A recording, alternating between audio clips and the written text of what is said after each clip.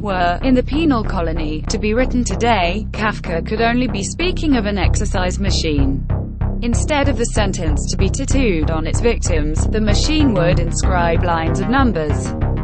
So many calories, so many miles, so many watts, so many laps. Modern exercise makes you acknowledge the machine operating inside yourself.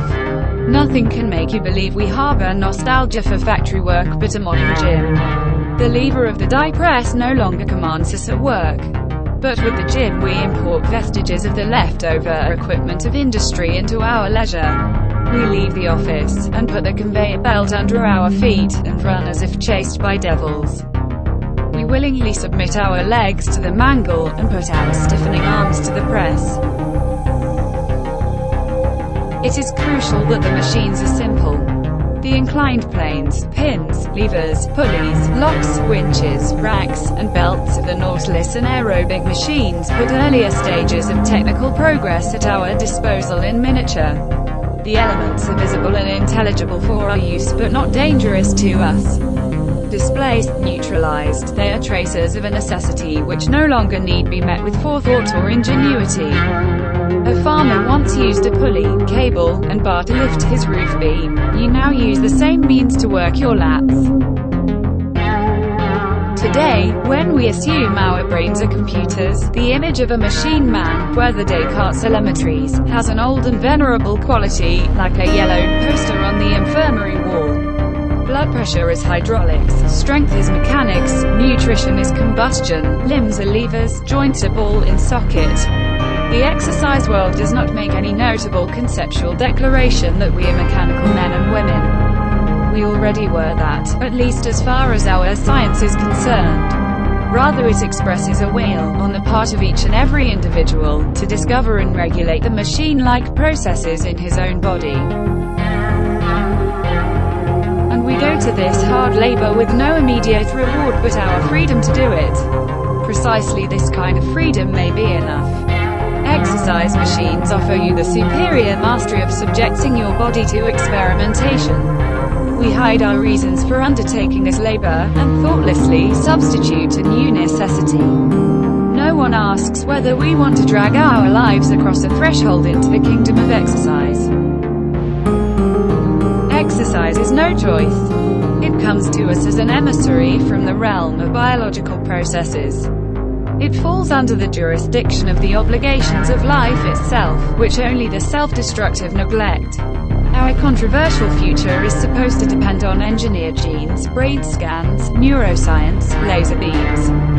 About those things, we have loud, public, sterile debates, while the real historic changes are accomplished on a gym's vinyl mat, to the sound of a flywheel and a ratcheted inclined plane. In the gym you witness people engaging in a basic biological process of self-regulation. All of its related activities reside in the private realm. A question, then, is why exercise doesn't stay private. It could have belonged at home with other processes it resembles. Eating, sleeping, defecating, cleaning, grooming, and masturbating.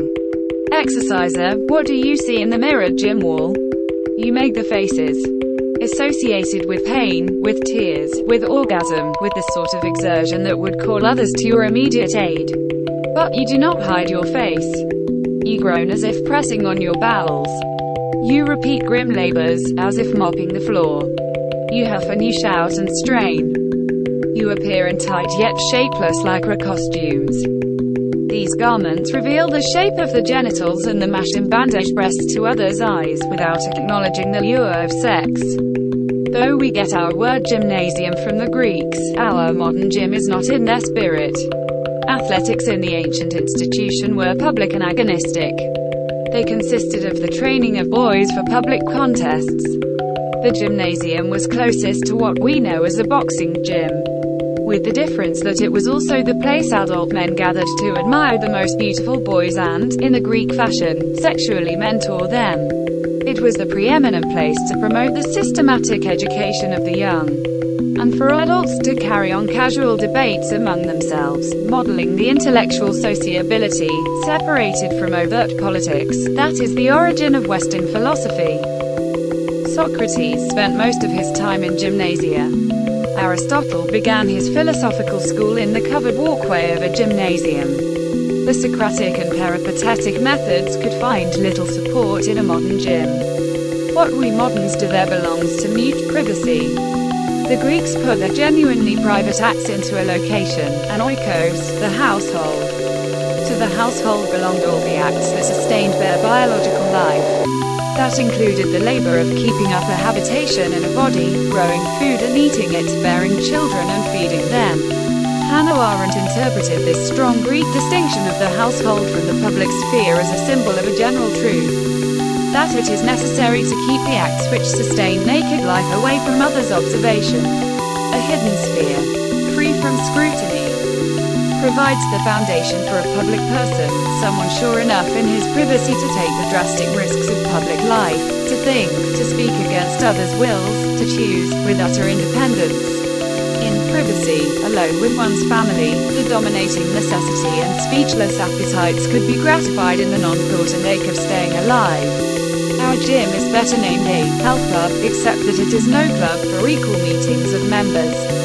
It is the atomized space in which one does formally private things, before others' eyes, with the lonely solitude of a body acting as if it were still in private. One tries out these contortions to undo and remake a private self, and if the watching others aren't entitled to approve some imagined aggregate, other does. Modern gym exercise moves biology into the non-social company of strangers. You are supposed to coexist but not look closely, wipe down the metal of handlebars and rubber mats as if you had not left a trace. As in the elevator, you are expected to face forward. It is like a punishment for our liberation. The most onerous forms of necessity, the struggle for food, against disease, always by means of hard labor, had been overcome. It might have been naive to think the new human freedom would push us towards a society of public pursuits, like Pericles in Athens, or of simple delight in what exists, as in Eden.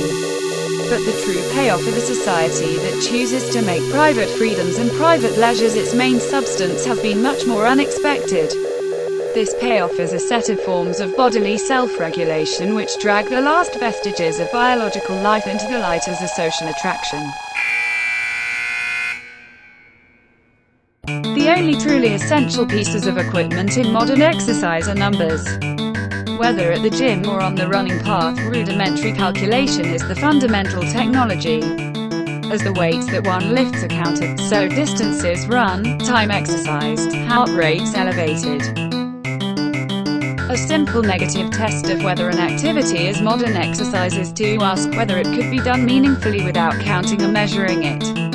In sports, numbers are used differently there. Scores are a way of recording competition in a social encounter. Forms of exercise which do away with mechanical equipment, as running does, cannot do away with this.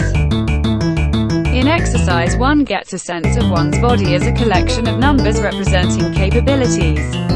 The other location where an individual's numbers attain such talismanic status is the doctor's office. There is a certain seamlessness between all the places where exercise is done and the sites where people are tested for illnesses, undergo repairs and die. In the doctor's office, the blood lab, and the hospital, you are at the mercy of counting experts. A lab technician in a white coat takes a sample of blood. A nurse tightens a cuff on your arm, links you to an EKG, takes the basic measurements of your height and weight, never to your satisfaction. She rewards you with the obvious numbers for blood pressure, body fat ratio, height and weight. The clipboard with your numbers is passed. At last the doctor takes his seat, a mechanic who wears the white robe of an angel and is as arrogant as a boss. In specialist language, exacerbating your dread and expectation, you may learn your numbers for cholesterol, 2 types, your white cells, your iron, immunities, urinalysis, and so forth. He howardly needs to remind you that these numbers correlate with your chances of survival. How do we acquire the courage to exist as a set of numbers? Turning to the gym or the track, you gain the anxious freedom to count yourself. What a relief it can be. Here are numbers you can change. You make the exercises into trials you perform upon matter within reach, the exterior armor of your fat and muscle. You are assured these numbers, too, and not only the black marks in the doctor's files, will correspond to how long you have to live. With willpower and sufficient discipline, that is, the straightening of yourself to a rule, you will be changed. Wait. The gym resembles a voluntary hospital. Its staff members are also its patients. Some machines put you in a traction you can escape, while others undo the imprisonment of a respirator, cueing you to pump your lungs yourself, and tracking your heart rate on a display. Aided even by a love that can develop for your pains, this self-testing becomes second nature. The curious compilation of numbers that you have becomes an aspect of your freedom, sometimes the most important, even more preoccupying than your thoughts or dreams. You discover what high numbers you can become, and how immortal. For you, high roller, will live forever. You are eternally maintained.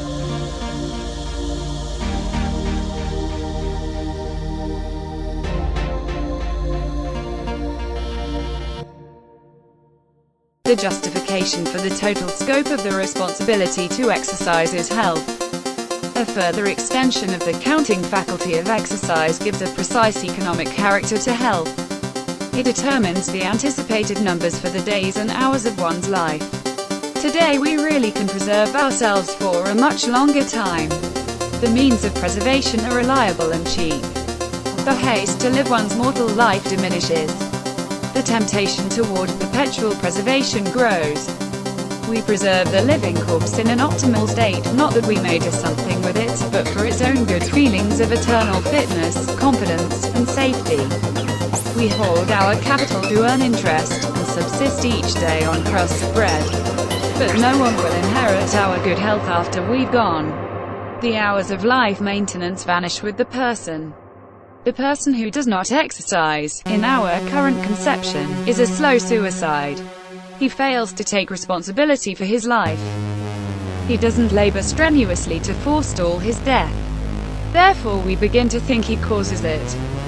It may be a comfort to remember when one of your parents' acquaintances dies that he did not eat well or failed to take up running. The non-exerciser is lumped with other unfortunates whom we socially discount. Their lives are worth a percentage of our own, through their own neglect. Their value is compromised by the failure to assure the fullest term of possible physical existence. The non-exerciser joins all the unfit, the slow, the elderly, the poor, and the hopeless.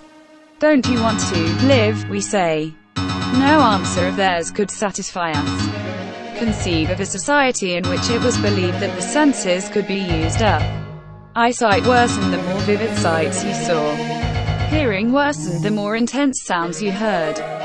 It would be inevitable that such a conception would bleed into people's whole pattern of life, changing the way they spent their days.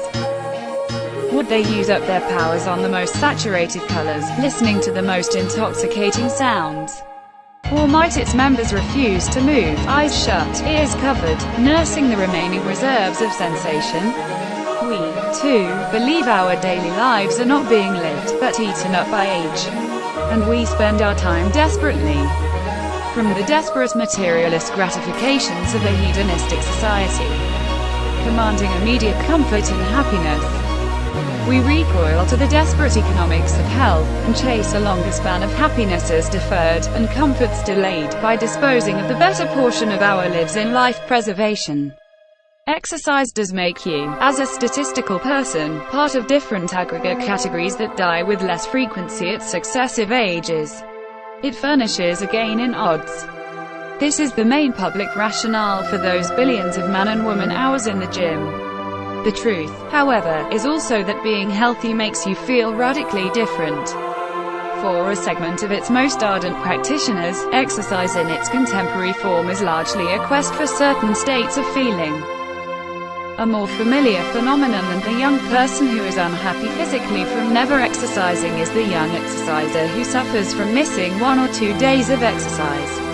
The most common phenomenon may be the individual who judges, in his own mind if not out loud, the total healthiness of his state at each moment based on what he ate, what he drank, how much he exercised, when, with what feelings as he was doing it, and with what relation to the new recommendation or warning he just heard on the NewsHour's health report. One feels healthier even when the body doesn't feel discernibly different. Or the body does begin to feel different, lighter, stronger, more efficient, less toxic, in ways that exceed the possible consequences of the exercises performed. This may be a more important psychic medicalization of human life than anything a doctor can do with his tests. The less respectable but even more powerful justification for day-to-day exercise is thinness. It involves the disciplining of a depraved will, rather than the righteous responsibility to maintain the health of the body machine and its fund of capital. Women strip their bodies of layers of fat to reveal a shape without its normal excess of flesh. Despite the new emphasis on female athleticism, the task of the woman exerciser remains one of emaciation. Men thin themselves, too, but more importantly bloat particular muscles, swelling the major clusters in the biceps, chest, and thighs. They awaken an incipient musculature that no work or normal activity could bring out in toto. Theirs is a task of expansion and discovery. Women's emaciation is a source for feminine eye-rolling and rueful nicknames. The social X-ray, the actress's skin and bones. Men's proud expansion and discovery of 6 muscles of the lower abdomen, reminiscent of an insect-segmented exoskeleton, likewise becomes a byword and a joke. The six-pack, bringing exercise together with the masculinity of drinking. Unlike the health model, which seems to make a continuous gain on mortality, thinness and muscle expansion operate in a cruel economy of accelerated loss. Mortality began when the first man and woman left the garden. Everyone has to die, but no one has to shape a physique, and once body altering begins, it is more implacable than death. Every exerciser knows that the body's propensity to put on weight is the physical expression of a moral fall. Every exerciser knows that the tendency of the body to become soft when it is comfortable or at rest, instead of staying perpetually hard, is a failure of discipline. This is the taste of our new tree of knowledge. In our era of abundance, we find that nutrition makes one fat rather than well-fed, pleasures make one flabby rather than content, and only anorexics have the willpower to stop eating and die. Exercise means something other than health to a young person who conceives sexual desirability as the truth about herself most worth defending. And youth is becoming permanent, in the demand that adults keep up an outward show of juvenile sexuality. The body becomes the location of sexiness, rather than clothes or wit or charisma. This is less true for society, which values personality still, than for the exerciser herself, who imagines an audience that doesn't exist. Saddest of all is the belief that an improved body will bestow bliss on the unloved. The shock troops of modern exerciser women just past their college years. Only recently the beneficiary of a sexually mature body. And among our cultures few possesses by native right of the reduced body type we prefer, which we daily prefer more openly, more vehemently. The girl of 22 is a paradoxical figure as an exemplar of exercise. She is not yet among the discounted, but she knows her destiny. She starts immediately to get ahead in the race to preserve a form that must never exceed the barest minimum of flesh. A refreshing honesty can exist among exercisers who are not yet caught up in the doctrine of health. The rising incidence of smoking among young women, which worries public health advocates, is coincident with the rising incidence of gym exercise, which doesn't. While the cigarette suppresses appetite, rebelliously, the Stairmaster attacks calories, obediently. Each can become intensely, erotically pleasurable, and neither is really meant for health or longevity. The doctrine of thinness introduces a radical fantasy of exercise down to the bone. It admits the dream of a body unencumbered by any excess of corporeality. Thanatos enters through the door opened by Eros, and exercise flirts with the will to annihilate the unattractive body rather than to preserve its longevity. Without an accompanying ideology of health, thinness would in fact liquidate all restraints, generating a death's head vision of exercise. Health curiously returns as the only break on a practice that otherwise would become a kind of naked aggression against the body. With health in place, the aggression is more likely to be carried on psychically. It pulls, then starts an undercurrent of hatred for this corrupt human form that continually undoes the labor you invest in it. 120 pounds of one's own flesh starts to seem like the Sisyphean boulder. Yet the bitterness of watching your body undo your work is restrained by a curious compensation which Sisyphus did not know. If the hated body is the scene of a battle, a certain pleasure still emerges from the unending struggle, and, in a hedonistic order divided against its own soft luxuries, at least this pleasure, if no other, can be made to go on forever. An enigma of exercise is the proselytizing urge that comes with it. Exercises are always eager for everyone else to share their experience. Why must others exercise, if one person does? No one who plays baseball or hockey demands everyone else play the sport. Sports are social. Their victories become visible in the temporary public arrangements of a game. Perhaps accomplishments recognized by others in the act of their occurrence can be left alone. The gym goer, on the other hand, is a solitary evangelist. He is continually knocking on your door, to get you to recognize the power that will not give him peace. You, too, must exercise. Even as he worries for your salvation, nevertheless, he has the gleam of someone who is ahead of you already, one chosen by God. Running is most insidious because of its way of taking proselytizing out of the gym. It is a direct invasion of public space. It lays the counting, the pacing, the controlled frenzy, the familiar undergarment, outer garments and skeletal look, on top of the ordinary practice of an outdoor walk. One thing that can be said for a gym is that an implied contract links everyone who works out in its mirrored and pungent hangar. All consent to undertake separate exertions and hide any mutual regard, as in a well-ordered masturbatorium. The gym is in this sense more polite than the narrow riverside, street, or nature path, wherever runners take over shared places for themselves. With his speed and narcissistic intensity, the runner corrupts the space of walking, thinking, talking, and everyday contact. He jostles the idler out of his reverie. He races between pedestrians in conversation. The runner can oppose sociability and solitude by publicly sweating on them. No doubt the unshareability of exercise stimulates an unusual kind of loneliness. When exercise does become truly shared and mutually visible, as in the aerobics that come close to dance, or the hardcore bodybuilding that is always erotic and fraternal, it is sport or art and starts to reverse itself. When exercise is done in a private home, or in untenanted landscapes, or without formal method, apparatus, or counting, it recovers certain eccentric freedoms of private techniques of the self. However, the pure category of modern exercise is concerned not with the creative process of reproduction, as in activities in common, nor the pure discoveries of solitude, as in private eccentricity. It pursues an idea of replication. Replication in exercise recreates the shape and capabilities of others in the material of your own body. Without new invention, and without exchange with others, a crossing over of material between cells. It is a puzzling question, in fact, whether you and your body are the same in exercise. If on the one hand exercise seems strongly to identify exercises with their bodies, by putting them to shared labor, on the other hand it seems to estrange them from the bodies they must care for and manage. Where does fitness actually reside? It seems to be deep inside you, yet that inside has risen to a changeable surface.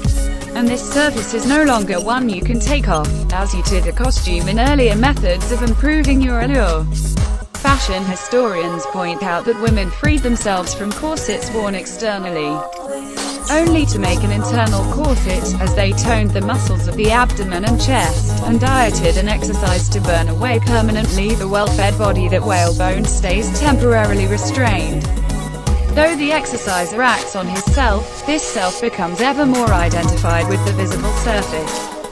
Though he works on his body, replication makes it ever more, so to speak, anybody. Does this critique imply a hatred of the body? On the contrary, the ethos of gym exercise annihilates the margin of safety that humans have when they relate to their own bodies.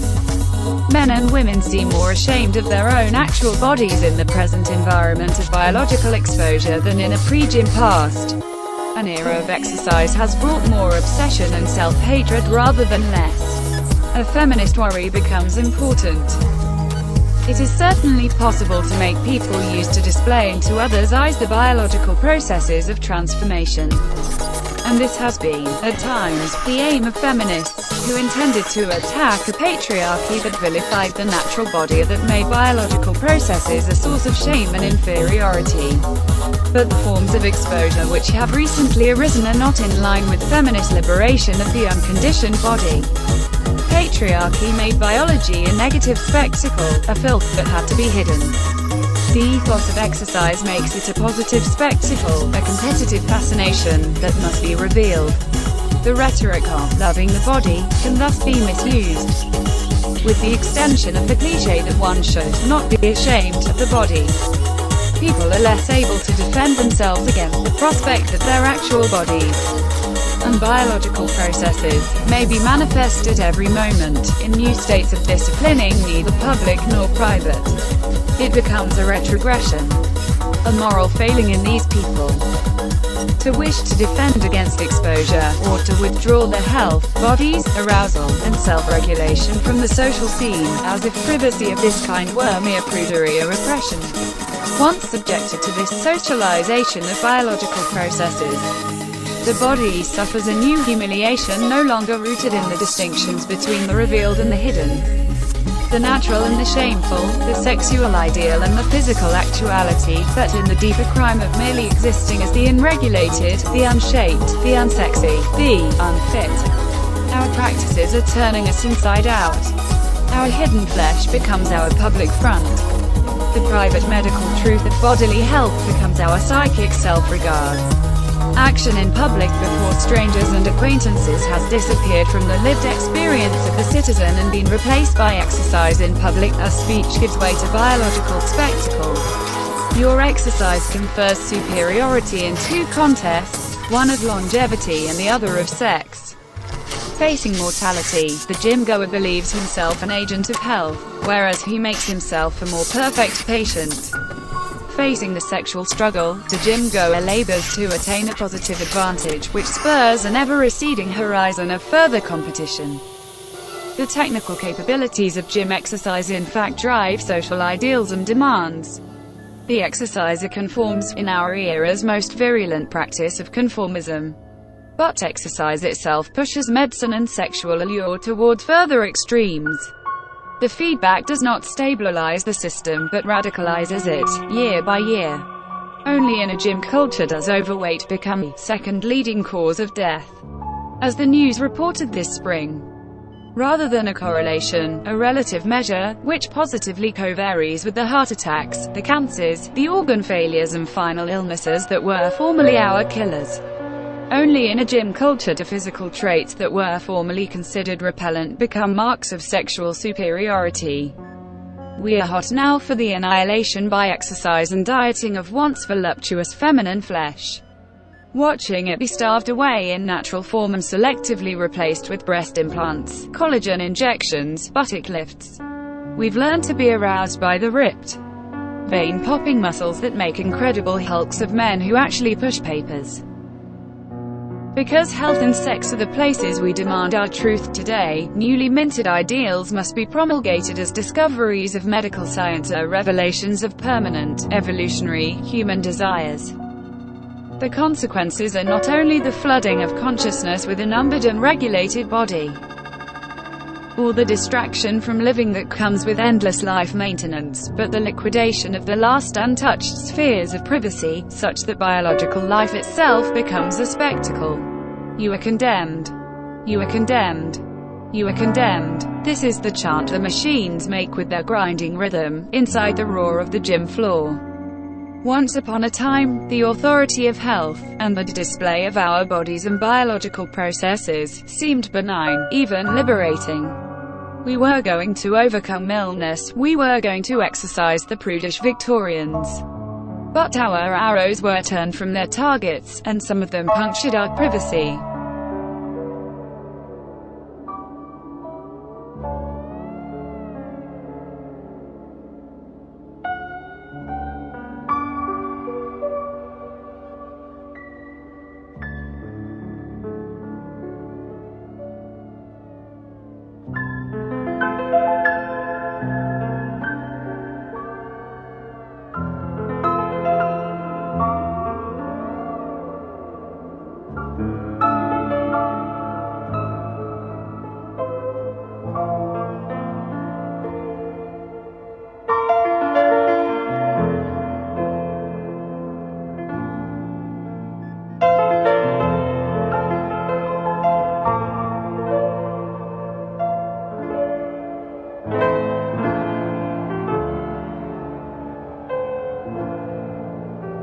The thinness we strive for becomes spiritual.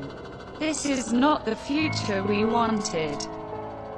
That prickling beneath the exercise's skin as he steps off the treadmill is only his new self, his reduced existence, scratching the truth of who he is now, from the inside out.